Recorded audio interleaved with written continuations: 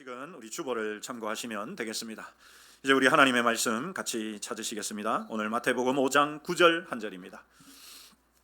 마태복음 5장 9절 우리 두 번 같이 읽으시겠습니다. 마태복음 5장 9절 시작합니다. 화평하게 하는 자는 복이 있나니 그들이 하나님의 아들이라 일컬음을 받을 것이며. 한 번 더 하십시다. 화평하게 하는 자는 복이 있나니 그들이 하나님의 아들이라 일컬음을 받을 것이며. 아멘. 네, 우리는 지금까지 이 팔복 가운데 6가지를 살펴보았습니다. 그런데 매번 이 말씀을 반복해서 드립니다만은 워낙 우리가 팔복으로 알고 있기 때문에 성경에 팔복이라고 나와 있지도 않은데 우리가 워낙 팔복이라는 말에 익숙해 있어서 이것을 그냥 우리가 그렇게 팔복이다 이렇게 이야기합니다만은 사실상 여러분 팔복이라기보다는 그리스도인이 갖춰야 할, 그리스도인이 가져야 할 8가지의 핵심 가치다 이렇게 보는 것이 훨씬 더 어울린다라고 할 수가 있습니다. 왜냐하면 우리가 집중하려고 하는 것은 복이 아니에요. 복도 중요하지만 복은 자연적으로 따라오는 것이고 우리가 집중하려고 하는 것은 어떤 사람이 복 있는 사람이냐, 어떤 사람이 되느냐에 우리가 초점을 맞추려고 하는 것이거든. 그리고 우리가 실제 지금까지 지난 시간까지 6개의 이 복들을 살펴봤습니다만은 사실상 그 복에 해당하는 것들은 여러분 같은 말인데 같은 의미인데 다르게 표현한 것일 뿐입니다. 같은 의미라는 것이 뭐였습니까? 여러분? 전부가 천국에 간다는 거예요. 구원을 받는다는 것이거든. 모든 복이 다 여러분 표현만 다르지 의미상으로는 똑같았습니다.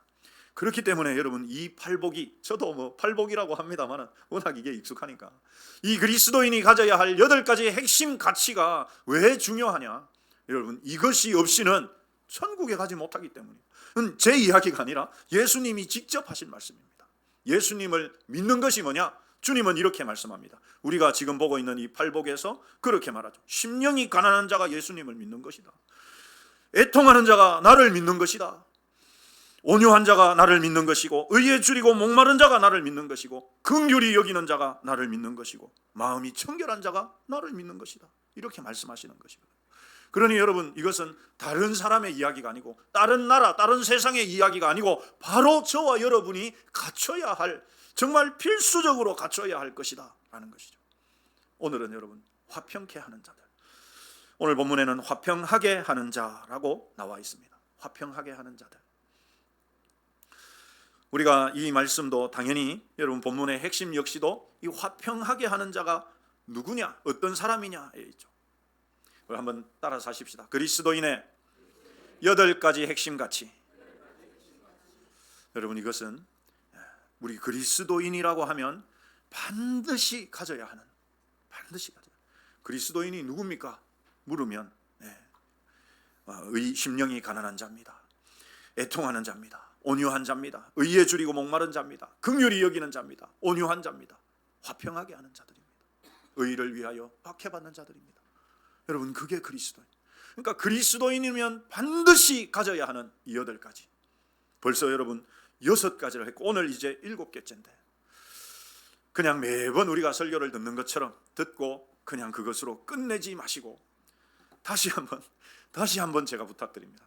여러분 이 8가지는 우리가 꼭 갖춰가야 할 것이다. 그리스도인이라면 반드시 갖춰가야 하는 것이다. 여러분 이게 제 이야기가 아니고요. 성경에 그렇게 말씀합니다. 성경에 말씀합니다. 심령이 가난한 자는 복이 있나니 천국이 그들의 것이고. 심령이 가난하지 않으면 죄의 욕망에 있어서, 세상적인 욕심에 있어서, 그런 것들에 있어서 가난하지 않으면, 오직 하나님 외에는 다른 어떤 것을 나의 의지로, 나의 의지할 것으로 삼지 않으려는 그런 마음이 없이는 천국을 가질 수가 없다. 다른 모든 것이 마찬가지죠. 여러분 애통하는 자 위로를 받는다. 언제 위로를 받습니까? 천국에 가서 주님이 우리의 눈물을 닦아주시고 다시는 눈물이 없는, 곡하는 것이나 애통하는 것이 없는 그 천국에서 위로 주십니다. 그러니 여러분 이 8가지의 복은 사실상 천국에 간다는, 구원을 얻는다는 한 가지 복을 다르게 표현하고 있을 뿐입니다. 나는 예수님 믿으니까, 내가 장로인데, 내가 50년 동안 평생 동안 교회 다녔는데 나는 당연히 천국 가는 거지. 아닙니다. 여러분 성경은 절대 그렇게 말하지 않습니다. 우리가 팔복 처음 시간에도 나눴죠. 너희 의가 바리새인, 서기관과 바리새인보다 낫지 못하면 천국에 갈 수 없다. 서기관과 바리새인보다 나은 의가 뭐냐? 이 8가지 그리스도인의 핵심 가치대로 살아가는 것입니다. 우리 오늘 본문 9절 같이 한번 읽으십시다. 시작합니다. 화평하게 하는 자는 복이 있나니 그들이 하나님의 아들이라 일컬음을 받을 것이며. 여러분 마찬가지입니다. 그들이 하나님의 아들이라 일컬음 받는다. 여러분 아들은 아버지의 집에 거하는 것이죠. 하나님의 아들이라 일컬어진다는 말은 물론 이 세상에서도 우리를 보면서 하나님을 보게 되는 일들이 일어나는 것이고, 그래서 야, 저 사람 정말 하나님 믿는 사람이구나, 이런 칭찬을 듣는다는 의미일 수 있습니다. 그러나 이것도 궁극적으로 보자면 하나님 아버지가 계신 그곳 그 집에 내가 아들이 되어서 하나님의 그 집을 상속받는, 하나님의 그 나라를 상속받게 된다는 의미, 그러니까 구원을 받는다는 의미와도 일맥상통하는 것입니다. 자, 우리가 주목하고자 하는 것, 여러분, 화평하게 하는 자. 도대체 화평하게 하는 자가 어떤 자인가? 여기에 여러분이 화평이라는 이 헬라어 단어는 에이레네라는 단어인데, 이게 구약 성경에 여러분들이 익숙한 샬롬이라고 하는 단어입니다. 샬롬은 많이 들어보셨죠? 에이레네라는 단어는 우리가 익숙하지 않지만 샬롬은 익숙하지 않습니까? 우리 옆 사람에게 한번 손을 흔들면서 인사 한번 하시죠. 샬롬. 샬롬. 평안을 구합니다. 이런 뜻이죠. 그러니까 이 에이레네, 이 화평이라는 단어는 구약의 샬롬, 평강의 상태. 이 에이레네라는 말은 화평이라는 의미도 있지만 조화롭게 만든다, 그런 의미도 있습니다. 화합하게 한다, 그런 의미도 있죠. 그래서 여러분이 화평하게 하는 사람이라는 말은 사이가 좋지 않은 두 사람 그 사이에 개입해가지고 두 사람이 서로 화합하도록, 조화를 이루도록 그렇게 하는 게 여러분이 화평입니다. 이 오케스트라 지휘자, 합창단 지휘자, 여러분, 지휘자가 없으면 불협화음이 막 생길 수 있습니다. 이게 소리가 내가 지금 하고 있는 바이올린 소리가 큰지 모르거든요, 연주자들은. 그런데 이 지휘자가 소리를 좀 낮추라고, 그렇게 해서 전체를 조화롭게 만드는, 이게 여러분 화평하게 하는 자, 조화를 만들어가는 사람, 평화를 만들어가는 사람이라는 의미입니다. 예전에 제가 기억하실는지 모르겠습니다만 주일 설교 때 인간관계에 대한 이 이야기를 하면서 여러분 이 고슴도치 딜레마를 이야기했던 적이 있습니다. 아마 기억하시는 분들이 있으실 거예요. 이 고슴도치 두 마리가 날씨 추운 겨울날에 너무 추우니까 서로 이렇게 좀 체온으로 따뜻하게 하려고 서로 이렇게 다가가면 어떻게 됩니까? 가시가 서로 찔러. 그러니까 다시 멀어지면 또 추우니까 또 다시 다가가려고 또 가시가 찔러. 이 여러분 고슴도치의 이야기가 아니라 우리 인간관계의 이야기다. 인간관계의 이야기다. 사람도 여러분 그렇거든요. 사람도 우리 중에 누구라도 여러분 혼자 살아갈 수 있는 사람은 없습니다. 어떻게든 다른 사람과 관계 속에서 살아가는 것이죠. 그런데 이게 참 인간관계의 딜레마가 뭐냐? 사람이 친해지면 100% 나하고 딱 맞는 사람이 있습니까? 없습니까? 없습니까? 네, 없습니다. 그죠? 100% 나랑 딱 맞는 사람은 없습니다. 내 배 아파서 낳은 내 아들, 딸도 내하고 여러분 내 마음 알아줍니까? 몰라줍니까? 몰라줘요. 그런데 그래, 한 입을 덮고 자는 남편도 아내도 마음이 안 맞아갖고 서로 티격태격하고 부부싸움하고 갈라서기도 하고 그러는데 여러분, 그러니 사람과 모르는 사람이 만나가지고 이 관계가 깊어지다 보면 자연적으로 어떤 일이 일어나겠습니까? 서로에게 상처를 주기도 하고 받기도 하는 일들이 일어날 수밖에 없는 거예요. 이 여러분 당연한 것입니다. 그러니까 인간 관계에 있어서 이게 딜레마예요. 혼자 있으려니까 너무 외로워. 영화도 맨날 혼자 보고, 밥도 가가지고 혼자 먹고, 여행도 혼자 다녀. 여러분 생각만 해보십시오. 생각만 해도 얼마나 외롭지 않겠습니까? 근데 정말 친한 친구가 있어. 그래서 같이 여행도 다니고 밥도 같이 먹고, 그러면 여러분 삶이 어떻습니까? 활력이 돌아요. 내가 혼자 있는 것보다 활기가 돕니다. 혼자 밥 먹으면 이게 뭐 맛있는지 없는지 뭐. 그런데 여러분 같이 좋은 사람들하고 같이 밥 먹으면 어때요? 밥도 똑같은 밥인데 더 맛있지 않습니까? 저만 그렇습니까? 여러분 그렇지 않습니까? 그런데 그러다 보면 100% 나와 똑같은 사람이 없거든요. 그렇죠? 나는 얘를 이렇게 놓는 게 예쁜데 저 사람은 돌려놓으라고 그래. 아니 돌려놓으면 나는 별로 보기가 싫어. 그러면 이렇게 놓으라고. 또 저쪽 사람은 아니야, 그거 뒤로 돌려서 놔봐, 이렇게 말하고. 그러다 보면 여러분 어떻게 됩니까? 마음이 나도 모르는 사이에 상처를 주기도 하고 받기도 하고. 그러니까 사람이 혼자 살려니까 이건 너무 외롭고, 그래서 좀 사람들하고 친해지게 되면 어떻게 돼요? 본의 아니게 상처를 주고받는 일이 일어나. 그래서 여러분, 교회 안에서도 마찬가지입니다. 신앙생활 하는 것도 마찬가지고. 그래서 교회 안에서만은 상처를 받은 사람들은 아예 큰 교회 가가지고 그냥 혼자서 살며시 가서 예배드리고 살며시 돌아오고, 어느 누구하고도 이야기 섞지 않고 친해지려고 하지 않고. 왜? 여러분, 친해져 봐야 상처만 받고 아니면 상처를 주는 일들이 일어나기 때문입니다. 여러분, 왜 이런 문제가 사람과의 관계에, 특히 교회 안에 다 같이 예수님을 믿는 사람들인데, 여러분, 왜 교회 안에서 상처를 받는 일들이 왜 이렇게 흔하게 일어나게 되는가? 왜 그럴까요, 여러분? 왜 그럴까요? 친해서 그렇습니다. 안 친하면, 여러분, 생판 모르는 사람은 어떻습니까? 길만 알려주지 그 사람하고 다른 이야기 할 필요가 없죠. 친해지다 보면 그런 일들이 일어나거든요. 그런데 여러분, 인간관계에서 오는 이런 이 문제, 필연적으로 우리의 죄성과 관계가 있다. 우리의 죄성과 관계가 있다. 창세기 3장에 나오는 처음 사람의 범죄 장면을 보면 여러분, 우리가 뚜렷하게 알 수가 있습니다. 아담과 하와가 하나님의 명령을 어기면서 최초의 범죄를 저지르죠. 그래서 선악과를 따먹고 난 그 결과, 여러분, 그 결과 이런 일이 일어납니다. 같이 읽어보시죠. 시작합니다. 그들이 그날 바람이 불 때 동산에 거니시는 여호와 하나님의 소리를 듣고 아담과 그의 아내가 여호와 하나님의 낯을 피하여 동산 나무 사이에 숨은지라. 죄를 지은 인간이 처음으로 찾아오신 하나님께 보인 반응은 하나님을 피하여서 숨는 것이었습니다. 그러니까 죄가 여러분 어떻게 만드느냐? 우리와 하나님과의 관계를 단절시키게 되는 거죠. 우리와 하나님과의 원활한 이 관계를 깨트려 버린 것입니다. 그 이전에는 어땠습니까? 너무도 하나님과 친밀한 관계였어요. 그런데 죄를 짓고 나니까 하나님이 두려워, 하나님을 피해서 숨는 존재가 되었습니다. 하나님과의 관계가 깨어졌다는 것을 우리가 알 수가 있죠. 그런데 여러분, 죄의 결과는 하나님과의 관계에만 영향을 미친 게 아닙니다. 아담에게 하나님이 묻죠. 왜 너 내가 먹지 말라 한 선악과 먹었느냐? 그때 아담이 뭐라고 합니까? 아담이 뭐라고 해요? 하나님이 내게 주신 이 여자가 나에게 줘서 내가 먹었다. 여러분, 하와를 처음 봤을 때 내 뼈 중에 뼈요 살 중에 살이라 할 수 있는 최고의 칭찬을 했던 아담이 선악과를 따먹고 난 다음에는 이 죄의 책임을 하와에게 떠넘기는, 전가하는 이런 모습을 보입니다. 인간관계에도 틀어지고 깨지는 결과가 나타났죠. 여러분, 뿐만이 아닙니다. 죄는 사람과 사람 사이도 이렇게 깨트렸지만 그것에 그치지 않습니다. 우리 17절도 같이 읽어보시죠. 시작합니다. 아담에게 이르시되 네가 내 아내의 말을 듣고 내가 내게 먹지 말라 한 나무의 열매를 먹었은즉 땅은 너로 말미암아 뭐를 받고? 저주를 받고. 사람과 땅의 관계도 여러분 깨어지게 됩니다.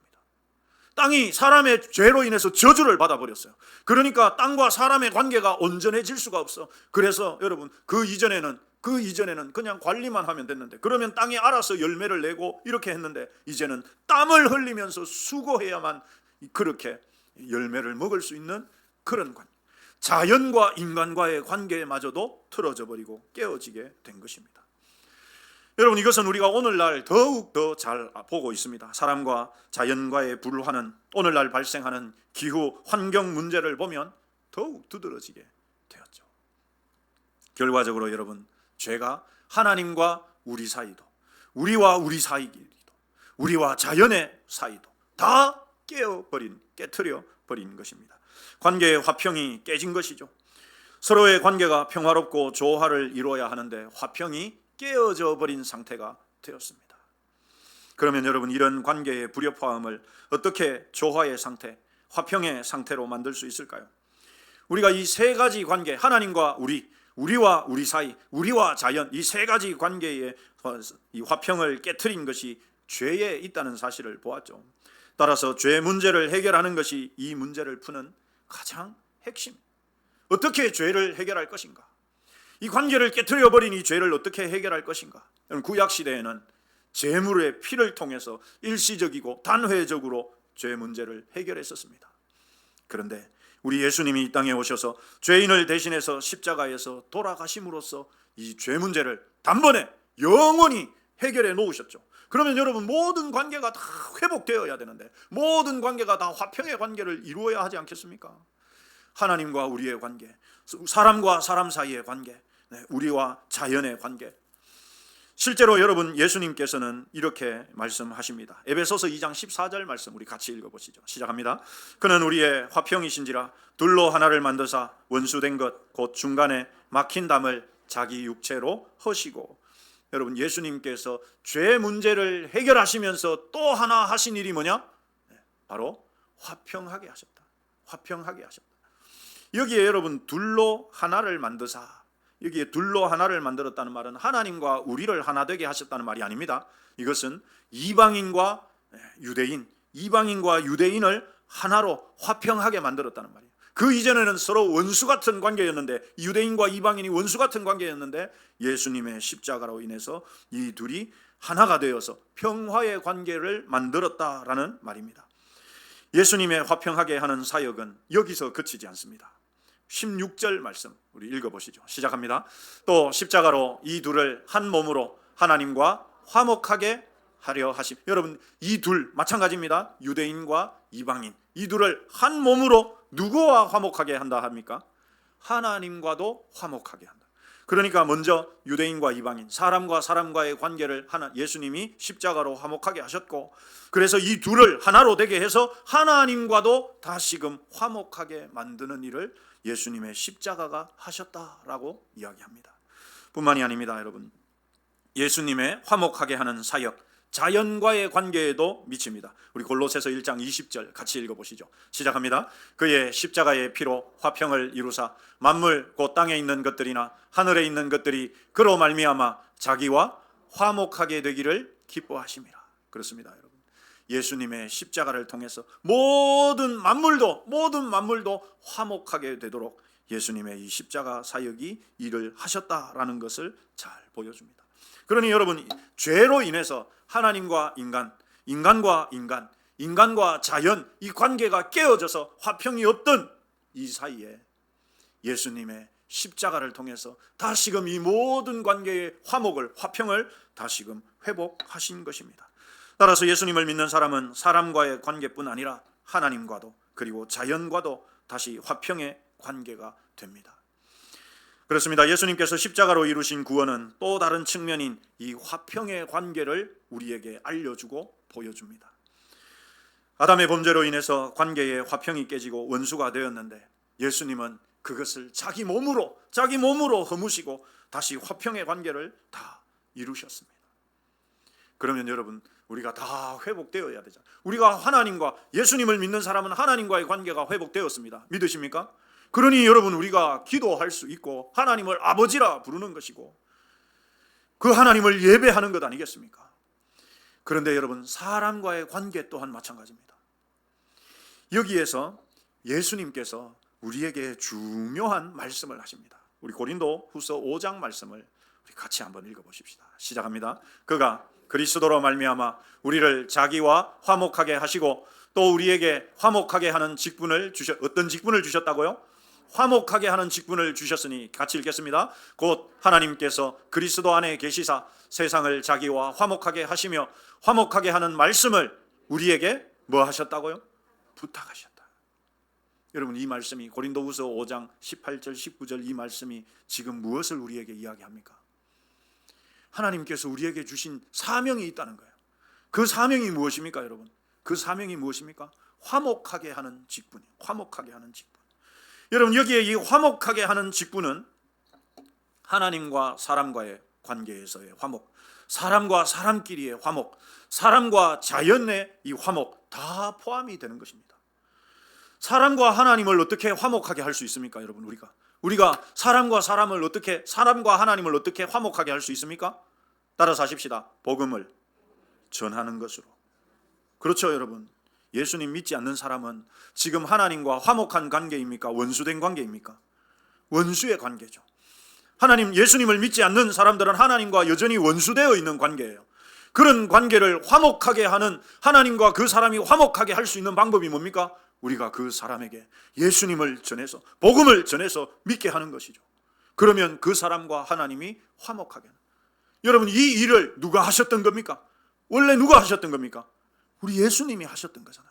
예수님이 승천하시면서 우리에게 맡기신 것이 뭐냐?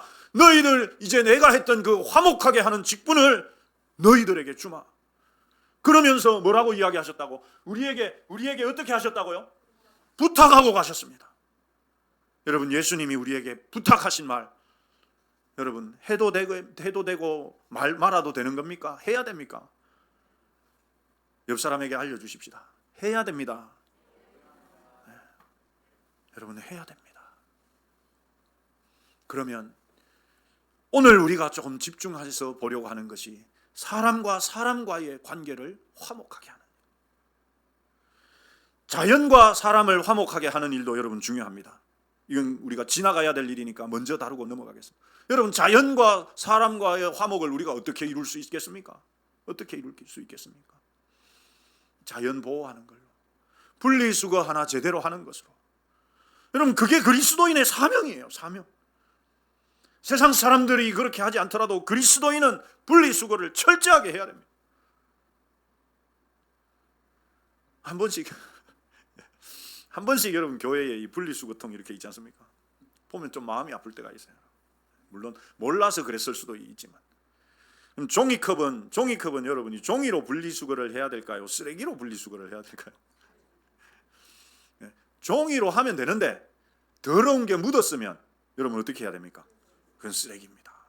쓰레기로, 그냥 일반 쓰레기로 확 밟아가지고 쓰레기로 버려야 돼요. 뭐 어쩌다가 제가 이런 이야기까지 하게 됐습니까만은, 여러분 댁에서 분리수거 잘 하십니까? 안 하십니까? 잘 하시죠, 여러분. 잘 하셔야 돼요. 그 음식물 스티커 그거 붙이기 싫다고 막 그냥 일반 쓰레기 봉다리에다 넣어가지고 하면 안 됩니다. 그러면 안 돼요. 우리 그리스도인은 그러면 안 돼요. 세상 사람들은 다 그렇게 해도 우리는 분리수거 하나도 철저하게 해야 돼요. 왜요?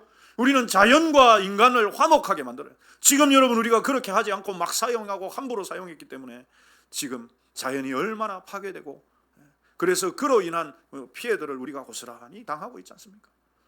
그리스도인은 자연과도 화목하게 하는 일을 하는 사람입니다. 요 정도 하고, 여러분. 네. 예수님이 그렇게 말씀하셨습니다. 야, 내가 이제 가니까 너희가 이 화목하게 하는 직분을 좀 맡아주겠니? 그런데 여러분 안 해요. 안 해요. 제가 예전에 제가 어느 교회에 있었는지 다 아시니까, 제가 예전에 있었던 교회에 여러분 장로님들이 12분 있었거든요. 담임 목사님. 그 중에 한 분이 참 목사님 힘들게 했던 장로님이 있어요. 왜 그 장로님이 그 담임 목사님을 싫어하게 됐느냐 하면, 전교인 체육대회를 할 때였습니다. 전교인 체육대회를 담임 목사님 모셔가지고 전교인 체육대회를 할 때였는데, 근데 이제 전교인 체육대회 총본부장으로, 준비위원장으로 그 장로님이 맡으셨어요. 그러니까 이 장로님 연세가 좀 이제 많으셨거든. 은퇴하기 얼마 안 남으셔가지고 연세가 좀 많으셨어요. 막 뛰어다니면서 여기저기 막 그러니까 담임 목사님이 보실 때, 아이고 저 연세도 많으신 분이 저렇게 하는 게 혹시 너무 부담이 되지 않을까 싶어서, 담임 목사님은 정말 그런 의미에서, 아유 장로님 그렇게 하지 마시고 왜 밑에 젊은 집사님들 있지 않습니까? 그 집사님들 보고 시키십시오. 그 말 한마디 했는데 고마 이 장로님이 그 말에 삐친 거예요. 나를 지금 나이 많다고 이거 뒷방 늙은이 취급하나? 딱 틀어져 버렸습니다. 그때부터 목사님 은퇴할 때까지, 이 목사님 어느 목사님인지 아시죠?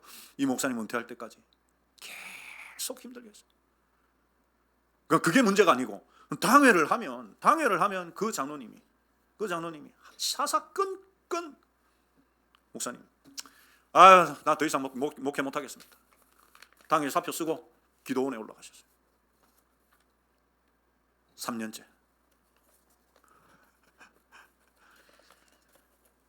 그러니까 이제 나머지 장로님들이 기도원까지 찾아와서, 목사님 그러지 마시고. 담임 목사님 거기서 한마디 하셨어요. 아니 장로님들, 내 혼자 그 사람 상대해야 되냐? 당회를 하는데 당신들은 전부 벙어리들이냐? 그 장로님 그렇게 난리를 피우고 하는데 아무도 그런 이야기를 막거나 제지하거나 막아주는 사람 아무도 없이 내 혼자 그거 어떻게 담당하란 말이냐? 장로님들이, 목사님 이제 우리가 하겠습니다.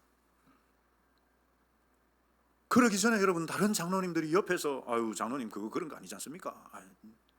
이렇게 되는 거니까 그러지 마시라고. 그런 이야기를 해주는 사람이 없었어요. 그러니 여러분, 교회 안에, 우리가 살아가는 교회 안에 신앙생활을 하는 가운데 이런 문제들이 일어난단 말이죠. 너무도 많이 일어납니다. 그러니 어떤 사람이 예를 들어서 그러고 보니까 자매네, 우리 주혜련 집사님과 주동석 권사님이 교회 안에서 막 이렇게 서로 막 싸웠다 칩시다. 그럴 일이 없지만, 그런데 전부가 이렇게 보면서 아무런 말도 안 해주고, 여러분, 그래서 어떻게 됩니까? 그래서 교회가 큰 시험이 들게 돼요. 어떻게 해야 됩니까, 여러분? 어떻게 해야 돼요? 어른들이 있으면 어른들이 나서서 두 분 일로 와보세요. 뭐 때문에 그러십니까? 물어보고, 아유, 그러면 두 분이 서로 이렇게 그 오해한 것 같은데 원만하게 해결하세요. 중재를 해주고 화해를 시켜주는 사람이 있어야 되잖아요. 그런데 전부 팔짱만 끼고 있으면 결국 어떻게 됩니까? 두 분 중에 한 분은 교회 떠납니다. 여러분, 그게 교회예요. 우리가 지금 신앙생활하고 있는 교회들입니다. 어떻게든 같이 가야지, 여러분. 안 나오는 사람 다독여가지고 해가지고 같이 가는 게 교회 아니겠습니까? 있는 사람도 막 해가지고 내보내는 게 여러분 교회입니까? 저는 한 번씩 이런저런 교회들의 소리를 들을 때마다 참 마음이 무너질 때가 너무 많습니다. 야, 왜 우리 교회가 이렇게 됐을까? 왜 우리 교회가 이렇게 됐을까? 여러분, 이거예요, 이거. 화목하게 하는 직분을 가진, 우리가 다 화목하게 하는 직분을 가진 자들인데, 화목하게 하는 이 직분을 다 팽개쳐버리고 그냥 구경만 하고 있어요. 그러니 여러분, 어떻게 되겠습니까? 분쟁이 일어나고 그게 더 커지고, 그래서 패거리가 붙고, 그러면서 이제는 깡패들도 아닌데 패싸움 하게 되고, 그러니 교회가 짜게지고, 이런 일들이 여러분 일어나는 거죠. 여러분, 하나님께서, 예수님께서 우리에게 부탁하셨어요. 이제 나는 가니까 네가 이 화목하게 하는 직분을 맡아줘라. 여러분, 우리 남일교회는 모든 성도들이 화목하게 하는 분들인 줄 믿습니다. 제가 아직 잘 모르는 겁니까? 여러분, 우리는 다 화목하게 하는 직분을 누구에게서 받았습니까? 목사에게서 받았습니까? 아닙니다, 여러분. 누구에게서? 하나님, 예수님에게서 직접 다 받았어요. 믿으십니까? 옆 사람에게 알려주십시다. 화목하게 하는 분이시군요. 권사님 뒤에 저 동생한테 빨리 하십시오. 빨리 하세요. 감사합니다. 여러분, 우리는 다 이 직분을 받은 자예요. 아유, 내가 뭐라고, 나는 뭐 서리 집사밖에 안 되는데 내가 뭐라고 합니까? 누가 줬다고요? 예수님이 주셨어요. 예수님이. 그러니 나서야지, 여러분. 나서야지. 그게 여러분 어른이고, 그게 교회에서 해야 하는 역할들입니다. 어린 아이들끼리 뭐 다투고 있어도 그냥 지나가지 마십시오, 여러분. 사탕 한 개씩 나눠주면서라도, 아이고 그러면 안 되지, 잘 지내라고 그래야 되죠. 교회라는 것이 정말, 우리가 교회가 무엇인가를 제대로 알아야 돼요. 교회는 사람을 여러분 살리는 데입니까? 죽이는 데입니까? 맞습니까? 사람 살리는데 병원 아닙니까? 병원이 사람 살리지. 교회도 사람 살립니까?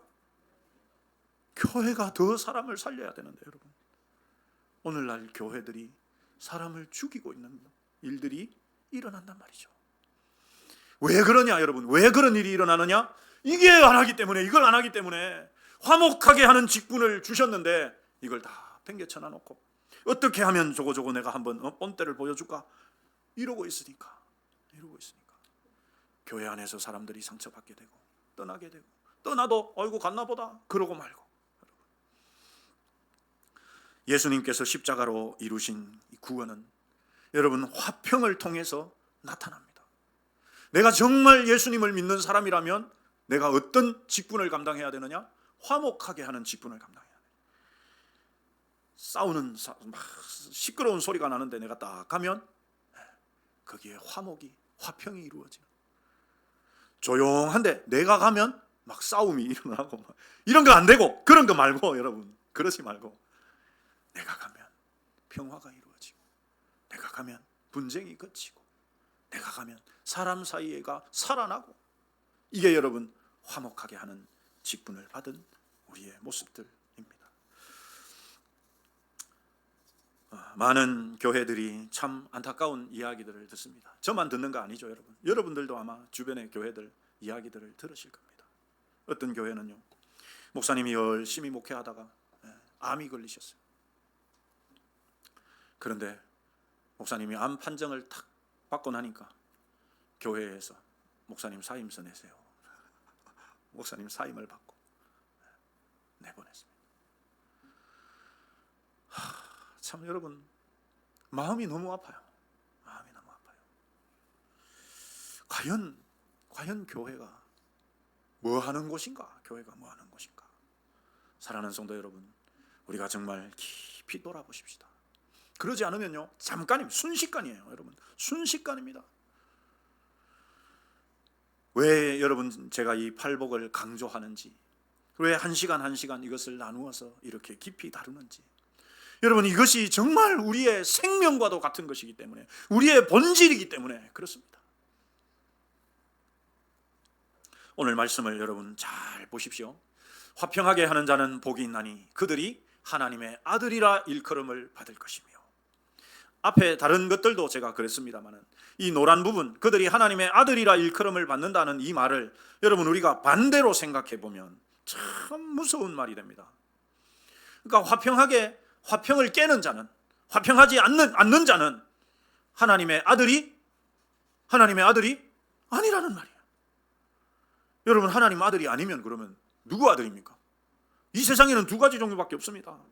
하나님의 아들, 또 하나는 마귀 아들. 하나님 아들 아니면 마귀 아들. 화평을 해치는 자는 마귀. 왜 여러분 마귀 아들이냐? 마귀가 하는 일이 그거기 때문에. 두 사람이 붙어있는 꼴을 못 봐. 두 사람이 좋은 꼴을 못 봐. 그래가지고 막 이 사람한테 가가지고는 이 사람 흉보고, 이 사람한테 가가지고는 이 사람 흉봐가지고 둘 사이를 갈라놔야지 내 속이 시원해. 그건 여러분 마귀짓이 마귀짓. 여러분, 우리 중에 제가 한번 여쭤보겠습니다. 우리 중에 나는 내가 마귀짓 할란다, 이런 분 있습니까? 없습니까? 단 한 분도 없습니다. 맞습니까? 그런 분 단 한 분도 없는 줄 믿습니다. 여러분, 어느 누가 교회를 다니면서 나는 마귀 아들 할래, 나는 마귀짓 할래, 이렇게 결심하는 사람이 누가 있습니까? 그런데 안타까운 것은 자기도 모르게 마귀짓을 한단 말이에요. 어떻게 하면 됩니까? 두 사람 사이 좋은 사람 있으면 가가지고 이야기해갖고 서로 싸우게 한다. 그러면 여러분 마귀짓 하는 거예요. 얼마나 무서운 말 아닙니까, 여러분? 얼마나 두려운 이야기 아닙니까? 예수님 믿는 사람은 절대로 화평을 깨서는 안 된다. 그래서 여러분, 우리 옛날 어른들이 교회에서는 큰 소리 내면 안 돼. 큰 소리 내지 마라. 저만 들은 거 아니죠, 여러분? 한두 번쯤은 다 들으셨죠? 교회에서는 큰 소리 내지 마라. 왜 그럽니까? 화평을 깨지 않도록 하기 위해서. 화평을 깨지 않도록 하기 위해서. 어떻게 해서든지 화해시키려고 애쓰고, 어떻게 해서든지 같이 신앙생활하게 만들고, 어떻게든 같이 화평하게 만드는 사람이 되어야 되지. 여러분, 화평을 깨트리는 사람이 되어서는 안 된다. 사랑하는 성도 여러분, 우리가 성도라고 불리는 거룩한 사람들 아니겠습니까? 성도, 거룩한 무리. 그런데 여러분, 어떻게 마귀짓을 해서야 되겠습니까? 여러분, 우리 한번 따라 사십시다. 나도 마귀짓을 할 수 있다. 여러분, 이걸 우리가 경계로 삼아야 됩니다.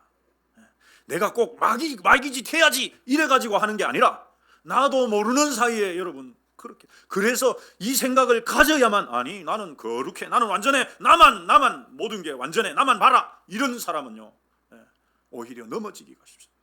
선줄로 생각하는 자는 넘어질까 조심해.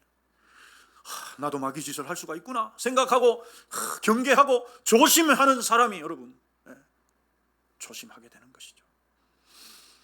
사랑하는 성도 여러분, 우리는 평화의 사람이 되어야 합니다. 평화의 사람. 여러분, 이 화평하게 하는 사람, 이 영어로 피스메이커거든요. 많이들 들어보셨죠? 피스, 평화, 메이커, 만드는 사람, 피스메이커. 특히 교회 안에서 다른 사람의 험담을 하거나 화평을 깨는 사람이 되어서는 안 됩니다. 남의 말을 할 때는 여러분, 칭찬이 아니면 차라리 입을 닫자. 칭찬을 안 하려고 하거든 입을 닫아보자. 2월 한 달 동안 우리 교회 올해 표어가 여러분 은혜를 흐르게 하는 성도 아닙니까? 그래서 2월 한 달 동안 칭찬 챌린지를 하려고 해요. 칭찬 챌린지. 칭찬 챌린지가 뭐냐 하면 누군가 나를 칭찬을 해줬어. 내가 칭찬을 받았으면 나도 누군가 세 사람을 칭찬하는 거예요. 그걸 이제 우리 홈페이지에 올리든지 우리가 받아가지고 주보에 칭찬 릴레이란에다가 그 주에 칭찬 릴레이가 진행됐으면, 여러분 저는 2월 뭐 한 달 동안이 아니라 2월 첫 주 만에 고마 우리 모든 성도들 칭찬 릴레이가 다 끝나면 좋겠습니다. 구체적인 방법은 이번 주일날 알려드리겠습니다만, 여러분 내가 누군가의 말을 하려고 할 때 칭찬이 아니면 차라리 말을 말자. 이게 여러분 화평을 유지하는 방법입니다. 너무도 유명한 시기 때문에 아마 우리 성도님들 다들 알고 계실 거라 믿습니다. 말씀을 마무리하면서 우리 성 프란시스의 평화를 위한 기도문 한번 보시고, 주여 나를 평화의 도구로 써주소서.